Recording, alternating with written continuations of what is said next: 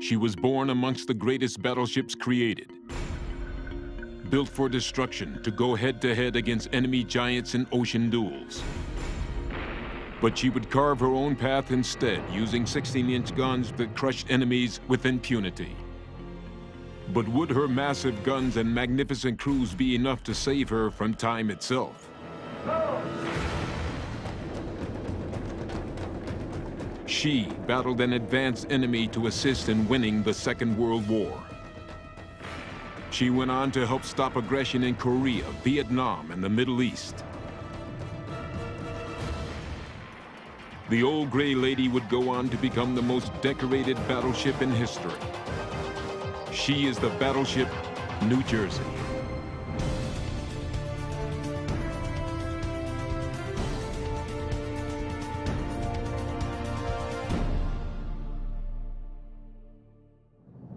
Surrounded by all this navy blue and gold, I had a strange feeling that I'm back on the set filming Hellcats of the Navy. December 28, 1982, Long Beach, California. President Ronald Reagan officially recommissions the World War II battleship USS New Jersey. I hereby place the United States ship New Jersey in commission. God bless and Godspeed. 40 years after she had been built and long after her original foes in the Japanese Imperial Navy had vanished, she was reborn for a third time. From when you're a kid growing up, you see all the John Wayne movies. You say, hey, I want to be on a ship like that. When they brought her back out, that's when I decided to re-enlist and go on board her. In a time of nuclear-powered armadas, the New Jersey is called upon to project American power. Reagan wanted to outbuild the Russian military. And so in order to do that, we had to take the ships we had. Critics argue long-range missiles and planes render the New Jersey obsolete. But she is about to put her critics to rest.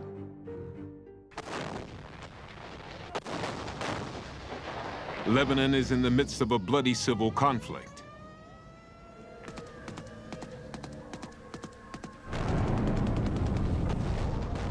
The government of Lebanon has requested, and I have approved, the deployment of United States forces to Beirut as part of a multinational force. On October 23, 1983, suicide bombers blow up the Marine Corps barracks, killing 241, including Michael Gorczynski, a member of the New Jersey's crew who had gone ashore to help the Marines with their radars. Lacking any targets at which to strike back, the crew on the New Jersey feels helpless. It was very frustrating. I think it was frustrating for everybody. The chance to strike back arrives when U.S. planes flying a mission over a Syrian-controlled region of Lebanon come under fire. 2 are shot down. 1 pilot dies. Lieutenant Robert Goodman is captured. This time, the New Jersey's guns roar to life. All guns, 1 round load. Sitting just offshore, her guns pound targets 16 to 18 miles beyond Beirut. There's no mistake about it. It's a very dangerous weapon. 4 decades after her launch, and for the first time since the Vietnam War, the New Jersey once again proves her critics wrong by establishing her place in modern warfare. It's a role she seems destined to repeat, even before she fired her first shot.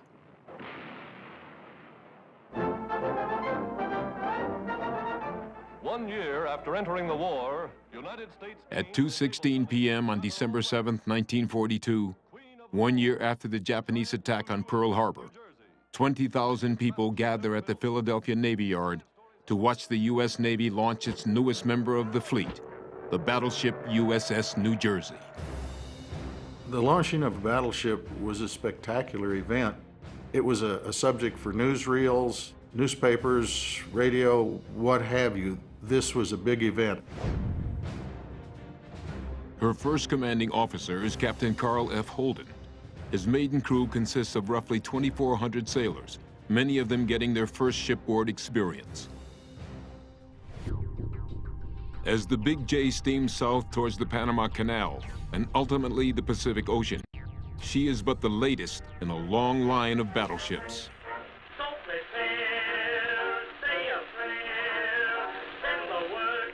For almost 100 years, these dreadnoughts roamed the high seas by outgunning enemy vessels. But before this master of the sea ever confronts German U-boats on the open waters or barely escapes Japanese torpedoes, she must contend with an even greater threat, one that will haunt her to the end: technology. In the years following the First World War, the airplane began to surpass the battleship as the supreme weapon. Planes flew much further than the guns could shoot. Armed with bombs or torpedoes, pilots could damage or sink even the largest ships. Aircraft carriers are now the masters of the sea. Nevertheless, the U.S. Navy remains confident the New Jersey will make a difference. She features 16-inch guns on rotating turrets, 17-inch thick armor plating, and the speed to outrun many smaller ships. The New Jersey is hailed as a super battleship, one of the 4 massive Iowa-class ships. The Jersey, along with the Missouri, Wisconsin, and Iowa, are designed for speed and power. Their job will be to kill the powerful German and Japanese dreadnoughts. The Iowa-class battleships were the supreme development of the battleship type in the U.S. Navy. New Jersey, 887 feet long, 58,000 tons displacement, 212,000 shaft horsepower, 33 knots. When New Jersey was brought into service in 1943, she had all the state-of-the-art technologies of the day. It's interesting when you take a look around, you see the old mixed with the new state-of-the-art of the 1980s. This is a good example. Here we have the port side decoy launcher. It would fire chaff or strips of aluminum to create a false radar echo. What's also interesting is right here next to it is your good old-fashioned voice pipe. The Jersey comes armed with 25-inch guns, along with a hornet's nest of more than 100 anti-aircraft guns. But her greatest power comes from her most striking physical feature: 3 massive rotating turrets. Each stands almost 7 stories deep and weighs approximately 1,700 tons. Protruding from each turret are 3 16-inch Mark 7 guns. It was like sending a Volkswagen 23 miles in 45 seconds. The smallest shell was 1,900 pounds, and the largest shell was 2,700 pounds, and they would go 23 miles, roughly 1,800 miles an hour. Like many of the equipment on board the New Jersey, it's still active and works. And we also have the 4 shafts for the ship's 4 propellers. We have our rudder indicator, regular telephone systems, bitch boxes as they were called, which were backup systems. But what also sets the New Jersey apart from enemy battleships is her radar-controlled fire systems. The ability to use the radar to accurately place the shells was much superior to anything the Japanese or even the Germans had. But will all of this be enough? Can the Jersey, still untested in battle, hold her own with the new superstars of battle, carriers and planes? Will her 16-inch guns defeat both the enemy and her critics? The Jersey's first test comes when the USS New Jersey joins Fast Carrier Task Force 58 for an assault upon the Marshall Islands. But her first battle will be less than glamorous.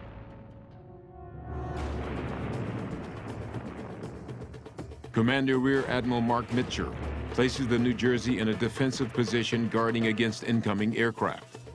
But only her anti-aircraft batteries will fire. The 16-inchers remain silent.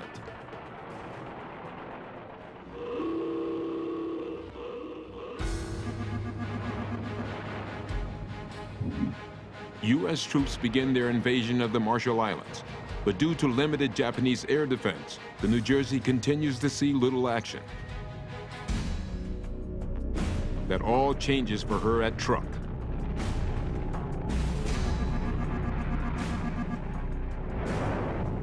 Operation Hailstone is underway against the Japanese air and naval base located in the Carolina Islands. The Imperial Navy uses Truk as a major supply depot for its garrisons scattered across the Central and South Pacific.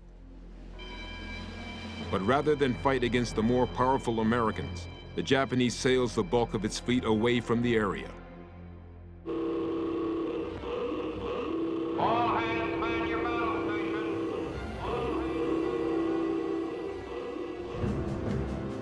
As the Surface Task Group moves into position, the Jersey's crew is called to general quarters. Battle stations. From over the horizon, torpedo planes approach.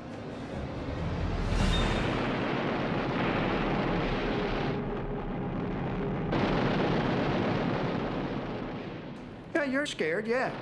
You're looking at a plane here. Now, you don't know what's in the back of you. Come around the other side, and he could be coming in with a torpedo and hit you. Just hope the gunners on the other side of the ship is as good as the ones on the port side or starboard.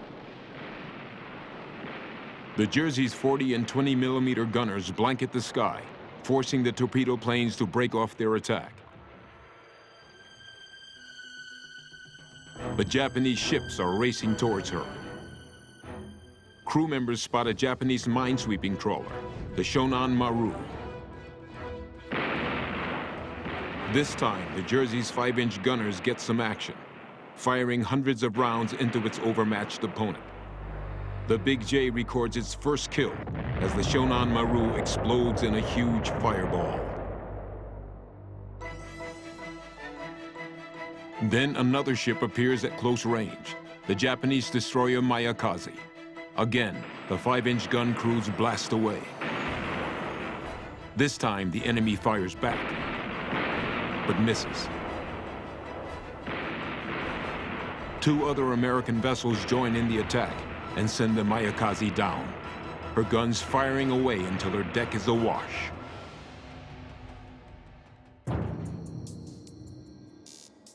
Joining the battle is the Japanese light cruiser Katori.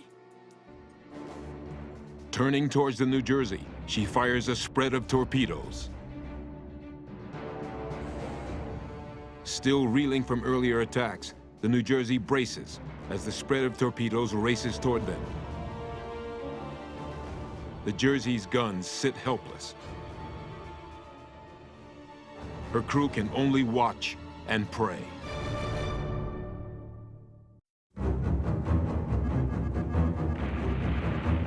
The battleship USS New Jersey is thick in the middle of her first fight. Operation Hailstone has pitted ship against ship. But the action has distracted the Jersey from the Japanese cruiser Katori, which unleashes a spread of torpedoes towards her.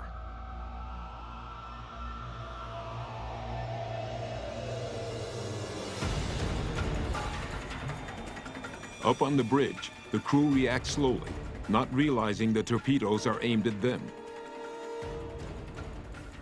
When they finally do understand the danger they and their ship are in, they have no time to react. The first torpedo narrowly misses the Jersey's aft hull, the other passing through her wake. Luck, which becomes a hallmark of the USS New Jersey, saves the moment.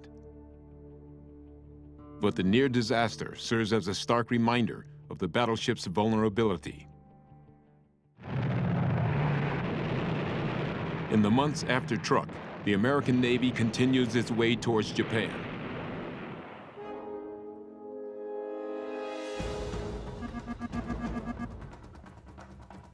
Orders are sent to the Imperial First Mobile Fleet to attack and annihilate the American Task Force 58, now sitting in the Philippine Sea.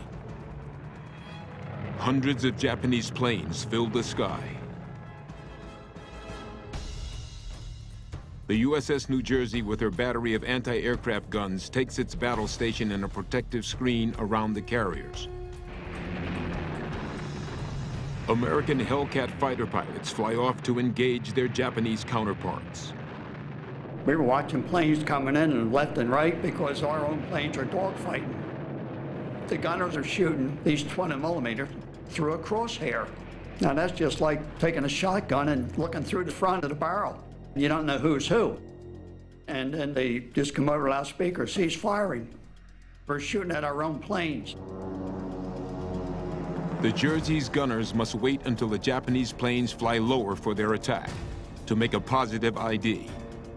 At this critical moment, they opened fire, downing one enemy plane and damaging several others. While the New Jersey remains in a screening position, F-6F Hellcats from the American carriers outgun and outfly their opponents. The battle turns into a rout. The Japanese lose more than 350 planes to U.S. fighter pilots in what becomes known as the Marianas Turkey Shoot.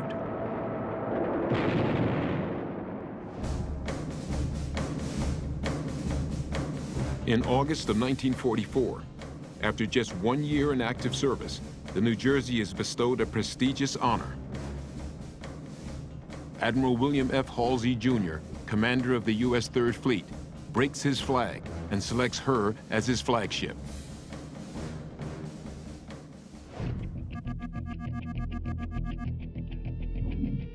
On October 23, 1944, American forces prepare to make good on General Douglas MacArthur's famous pledge to return and liberate the country. The Imperial Japanese Navy mounts a three-pronged naval effort aimed at attacking the Americans' amphibious landing.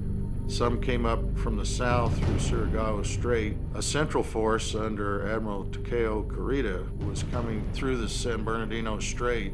That's where Admiral Lee, Admiral Mitcher wanted to keep some battleships to put a cork in the bottle. Facing off are nearly 300 ships, 1,800 planes, and 200,000 men. Admiral Halsey and the crew on the New Jersey await the long-anticipated gun battle that is expected to pit the Japanese dreadnoughts and the American Iowa-class warships in a face-to-face slug-out. The sailors anxiously hope they will prove themselves. Many compose their last will and testament. From that area right up there, Admiral Halsey led Third Fleet in the largest naval battle in world history. A bridge, like on a warship or a merchant ship, any ship at sea is a very important and special place. It was from here that the ship was conned or steered while at sea. The captain spent most of his time here on the bridge. All important decisions would have been done right here from this very bridge. As the battle begins, the New Jersey is primed and ready for real ship-to-ship conflict. But Admiral Halsey makes a fateful decision. Several Japanese carriers have positioned themselves as a decoy to lure Task Force 38 away from the San Bernardino Strait. Halsey takes the bait. It's a controversial decision, one that sends his most powerful ships, including the New Jersey, on a wild goose chase, leaving the troop ships and men fighting on the island under the protection of a small contingent of American escort carriers, destroyers, and destroyer escorts.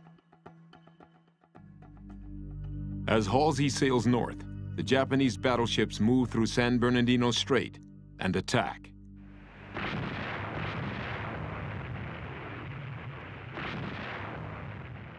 But in a fierce battle, the American tin cans hold on.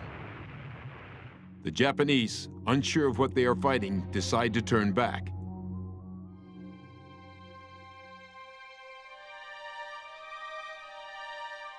When the fight is over, the Americans have lost 6 ships and 3,500 men.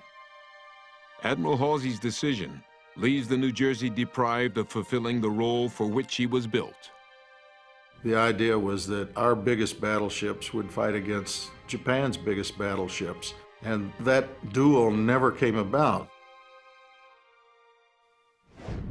In the winter of 1944-45, Admiral Halsey transfers his flagship, and the New Jersey returns to her support role. In February, she takes part in support of the first airstrikes on the Japanese home island since the Doolittle Raid of 1942. On March 19th, anti-aircraft gunners helped shoot down more than a half-dozen planes. 3 days later, her 16-inch guns bombard Japanese positions on Okinawa.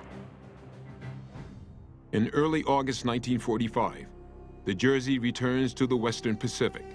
She is included in the plan to attack the Japanese mainland.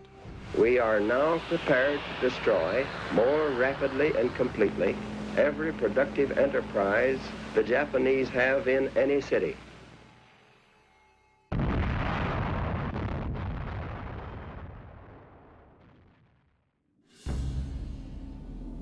But on August 6, 1945, the Japanese city of Hiroshima is destroyed as the first atomic bomb falls from the B-29 bomber Enola Gay.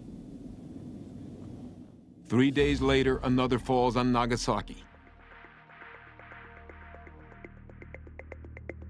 I deem this reply a full acceptance of the Potsdam Declaration, which specifies the unconditional surrender of Japan. On August 14th, word arrives the Japanese Imperial Command has agreed to the Allied terms of surrender. The Jersey's crew is subdued. They still don't trust the Japanese. The New Jersey had served with distinction, both in combat and as a flagship. Given this record, the crew expects formal surrender ceremonies will take place on the decks of their ship. The debate, however, would soon become a moot point. We were supposed to be heading towards Tokyo Bay, but we detoured down to the Philippines, and we got a message that we were to stay in Subic Bay, that the signing was going to be on the Missouri. Congress thought that would make the president feel good because he was from Missouri. And his daughter had christened that ship. We were all hurt there, yeah. You can't beat politics. The war in the Pacific is over. And for those who strategize what future wars will require, so too is the age of the battleship.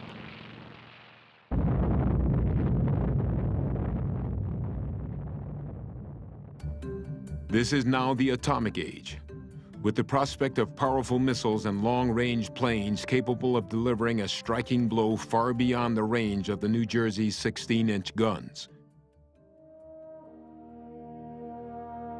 She had won 11 battle stars without suffering a single casualty. She had played a critical role in providing anti-aircraft protection and in support of amphibious landings. She had helped win the Second World War. But now, at just over 5 years of age, the New Jersey is considered an antique. Military thinkers and government bean counters soon do what the critics and the Japanese could not: silence her guns. On June 30th, 1948, sitting in her home port of Bayonne, New Jersey, the once mighty battleship has her guns capped and sealed with cosmoline oil. Her colors hauled down, she is put into mothballs. The New Jersey is formally decommissioned from the Navy's active roster. I said, well, I'll never see you again, honey, and thank you. I walked away. When they went into mothballs, I thought, okay, they're going to cut them up for scrap, you know, like they did with a lot of other ships, you know. But the New Jersey will rise again. Her 16-inch guns will prove more valuable in the nuclear age than in the war for which she was built.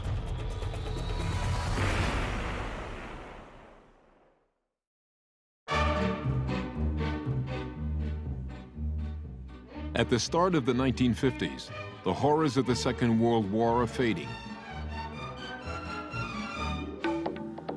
But a new conflict begins to simmer. When North Korea invades the South in June 1950, the U.S. Navy has only one battleship in its active fleet, the USS Missouri. Needing massive firepower quickly, the Navy brass orders the New Jersey out of mothballs and back into action. Every piece of equipment is checked, cleaned, and tested. Her 16-inch guns are unsealed. Crews working round the clock get her seaworthy in just 4 months.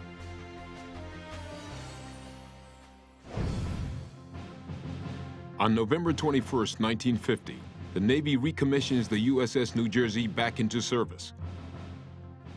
a new crew comes aboard, commanded by Captain David M. Tyree. This time, military commanders welcome her back with open arms.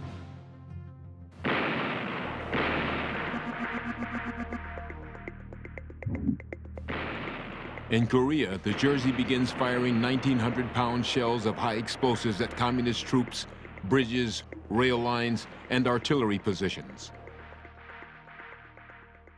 They could launch those projectiles against targets in the Korean Peninsula. And unlike an airplane that can be shot down, there's no way of stopping the projectile once it was fired. Moving up and down the coastline, the Jersey pounds enemy targets and supports Allied ground troops. The ship, saved from the graveyard, is now saving lives. The forward observer of the Marine Corps said, "This is the greatest bombardment accuracy I've ever witnessed." He said, "You guys are absolutely unbelievable." He said, "You saved us today." When they would get ready to fire the big 16-inch guns of the main battery, they would actually have to go around and crank down all of these windows. If they didn't, the concussion from the 16-inch rifles would actually shatter the windows. Here in the center of the navigation bridge on the battleship New Jersey is the armored citadel. It's essentially a large, thick, armored cannon that's upside down. And inside here on the 04 level was essentially where they would con the ship in times of battle. Approximately 6 to 8 people would be crammed inside a space that was no larger than a medium-sized walk-in closet. On May 21st, 1951 at 9:30 a.m., several of the crew on deck notice splashes in the water and that they are getting closer. A shore-based North Korean artillery crew has the New Jersey in range. Enemy rounds knock out the periscope. Others ricochet off the turret's heavy armor.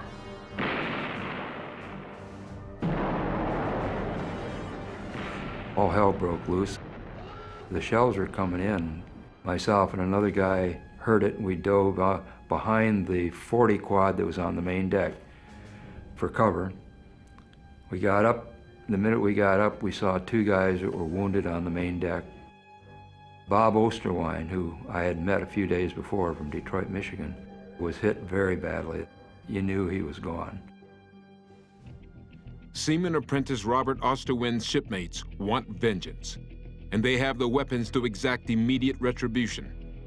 Gun plotters locate the enemy position in the mouth of a cave. The Jersey's guns fire back. The 3 turrets of the big 16s came point blank.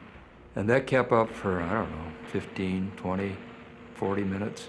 All I remember was my arms were damn tired. There wasn't anything living over there. The New Jersey sails the water off Korea for 2 tours, adding even more citations and awards. But one record that was lost was that of a ship with no casualties. The crew would honor the loss of one of their own, the only USS New Jersey sailor killed in action, Robert Osterwind. So at Panmunjom on 27 July 1953, the Korean conflict ends. When a ceasefire is established on July 27, 1953, the New Jersey leaves Korea and joins the Atlantic Fleet. But the ship is expensive to maintain. Her second life comes to an end. On August 21, 1957, the New Jersey is officially decommissioned for the second time. She is once again discarded into the mothball fleet.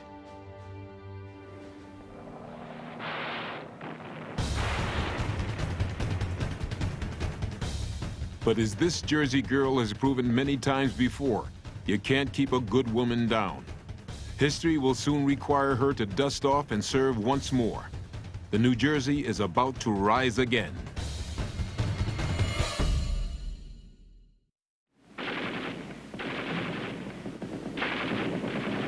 In April of 1968, the Vietnam War is more than 3 years old. In the sky, Air Force and Navy pilots are increasingly shot down on bombing runs over North Vietnam. To protect its ground troops and to save pilots' lives, the Defense Department decides to bring in some big guns. The decision is not without controversy. The Chief of Naval Operations believes air power alone can do the job in Vietnam. But the chairman of the Armed Services Committee argues that a battleship's long range means it can hit many of the targets an airplane can bomb. Projectiles can't be shot down and become prisoners of war. It's been over a decade since the New Jersey went into mothballs. But because she is in better condition than her sister ships, she is selected.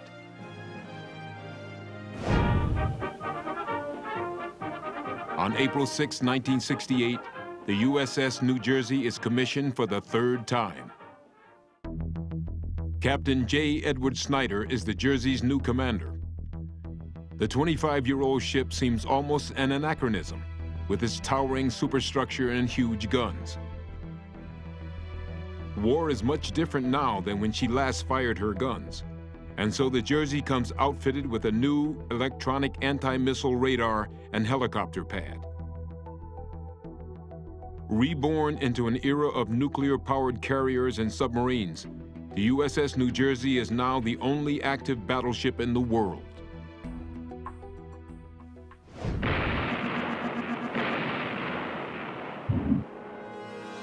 The New Jersey shatters the silence of the ancient forest north of the Ben Ha River as her massive guns launch 1,900-pound shells towards an enemy supply depot. 5 minutes, we could put 90 tons of ordnance on a target. Just the 16-inch guns. There was one case in February 1969 that they fired all night. The paint had burned and blistered off the gun barrels because they had gotten so hot. They made a complete circle around the American encampment because the North Vietnamese were all surrounding them, and the New Jersey's guns saved their lives that night. But those same guns were a constant danger for the crew of the New Jersey as well. I was working on the lower shell deck of turret number 3, and we were busy moving projectiles around, getting them in the right positions, when one of them got stuck in the projectile hoist that we were using. I had to cut the rope to free it, and at that point, another piece of machinery was turned on. The center ring of the turret drugged my foot. By the time the machinery was stopped by one of the fellows I was working with, it had me around the waist, and increasingly this thing was moving and pulling me into the hoist more and more. They said that Andrew had gotten trapped in there, and we only have minutes and seconds to get him out. Yeah, I just felt my leg snap and crush, and I could feel the bones breaking. I thought I was going to die right there at the spot. I didn't think there was any way they were going to get me out of there before I was crushed to death. There was a chain that binds some of those shells, and the shells were 1,900 pounds apiece. But I broke that chain, and I reached up and I grabbed that doggone projectile that was stuck. He literally picked this solid mass up, pulled it up off of me, and threw it down onto the deck. It was his superhero feat that actually freed me, and I think if he hadn't done what he did at the time, I probably would have eventually died right there at the spot. When they were getting ready to medevac him, and he left the ship there, and that was it. That's the last time I saw Andy. I hadn't seen him no more. The USS New Jersey completes her first Vietnam tour and returns home in April 1969. But in a stunning announcement, word arrives in August from the Pentagon. The New Jersey is to be decommissioned, put into mothballs for a third time. The crew is in a state of shock.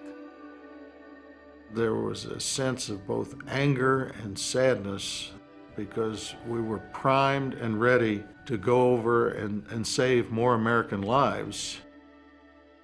Captain Robert Peniston, with a sense of the New Jersey's proud battle record, value, and history, offers these prescient words: rest well, yet sleep lightly, and hear the call, if again sounded, to provide firepower for freedom. That call will be sounded once more, this time in the cauldron of the Middle East.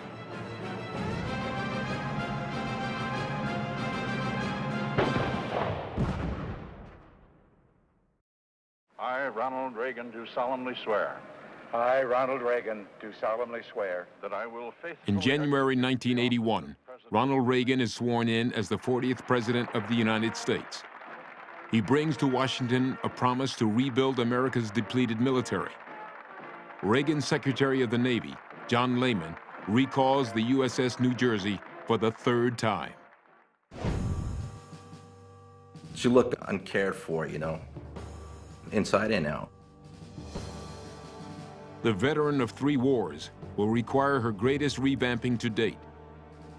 She receives a high-tech overhaul, including 8 Tomahawk missile launchers, 16 Harpoon missiles, and improved radar systems. With $326 million in retrofitting, USS New Jersey has regained her place among the mightiest ships in the world. All the way aft on the navigation bridge of New Jersey is the chart house, and that's where we are right now. Hundreds of charts were kept on board for her operational area. In addition to the charts that they would use, they also had access to Omega and Loran navigational fixes. Later on in the 80s and 90s, they started to use satellites from space to be able to pinpoint where they were on the surface of the Earth within a foot. So in order for the captain to be able to do his job, they would keep all of these systems as close together as possible. The chart house, conning tower, the navigation bridge, so that he was only a couple footsteps away from stepping on the bridge at any point in time. This was critical in order to keep the ship, crew, and other ships at sea as safe as possible as New Jersey maneuvered around on the world's oceans.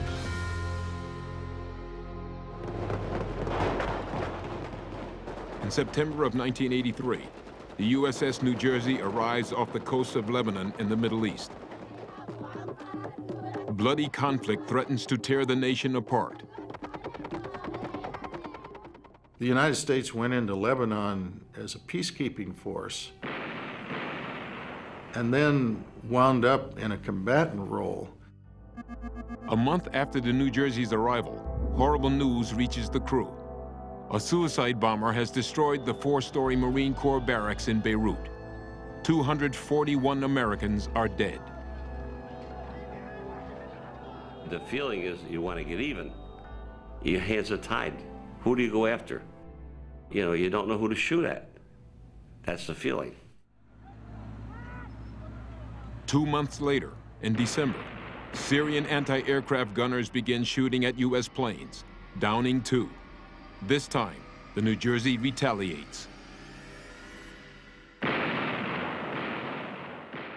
Then again in February 1984, the New Jersey opens up on the Syrian-controlled Bekaa Valley. She fired so many that she completely destroyed the Syrian gun batteries. We fired 288 rounds into the Bekaa Valley. I was responsible for some over 100 of those.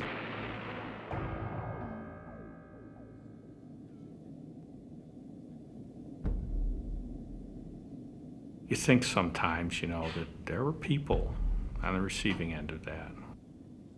Faceless, you know, you don't know. Sometimes you wake up thinking about the people that died because of you. It's tough. On February 26th, the New Jersey fires 13 rounds into Syrian anti-aircraft positions. It would be the last time an enemy would hear the thunder of her 16-inch guns. On April 2nd, President Reagan orders the Marines and the New Jersey out of Lebanon. The administration has decided to abandon the area. The peacekeeping mission has failed to keep the peace.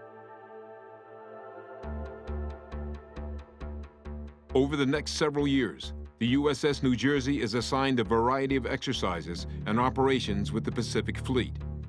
American taxpayers, not concerned with defense but with the cost of bread, demand a peace dividend. So once more, the Navy retires the New Jersey along with her crew of about 1,500 sailors. She is decommissioned for a fourth and final time on February 8, 1991 in Long Beach, California. The retiring of the USS Missouri a year later would bring to a close the nearly 100-year era of the battleship. You think of her as a person, as a being that has a soul. You feel that there's a heart there, as if this were, in fact, a human being that you had a relationship with. The door was closed by powers above, and that was the end for her. But true to her good fortune, she would finally escape the fate of so many of her contemporaries who saw their end in a scrapyard. The big story on Action News is America's most decorated battleship back in port in South Philadelphia on this Veterans Day in 1999. She embarks on one final voyage to Camden, New Jersey, where she is polished, cleaned, and restored.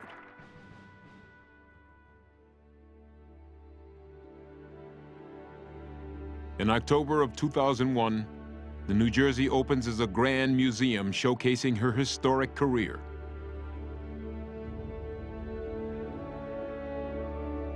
Many who served aboard her worked tirelessly to make this happen and to ensure no one forgets this grand old lady is America's most decorated battleship. The New Jersey was a symbol of our country. It's a tangible reminder of an era that's now past. The ship has a soul, but really, of course, it's the men that serve on her.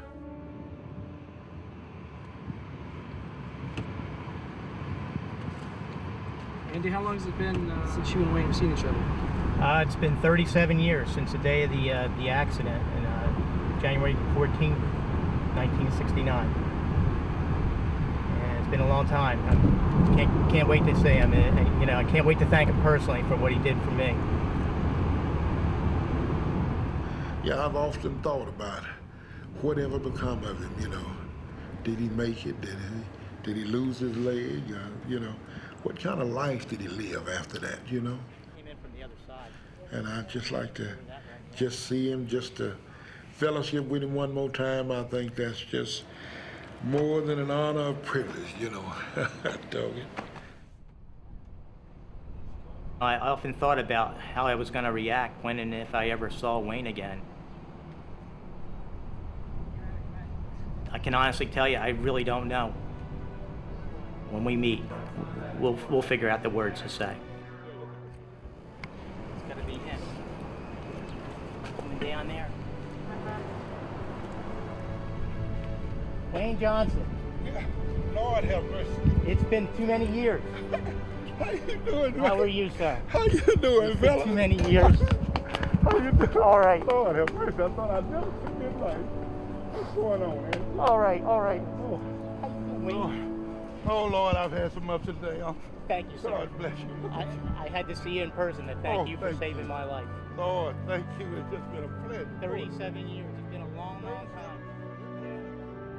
The battleship may no longer be the fearsome master of the high seas, but for 5 decades, one plied the waters of the world and proved her worth over and over again. In World War II, her anti-aircraft weapons blasted skies filled with Japanese planes. In the Korean and Vietnam Wars, her 16-inch guns pounded enemy positions with impunity.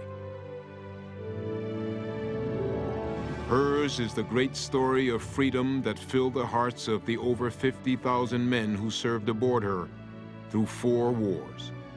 Hers was the determination, the dedication, and willingness to serve again and again. She is the battleship New Jersey, one of the last great battleships.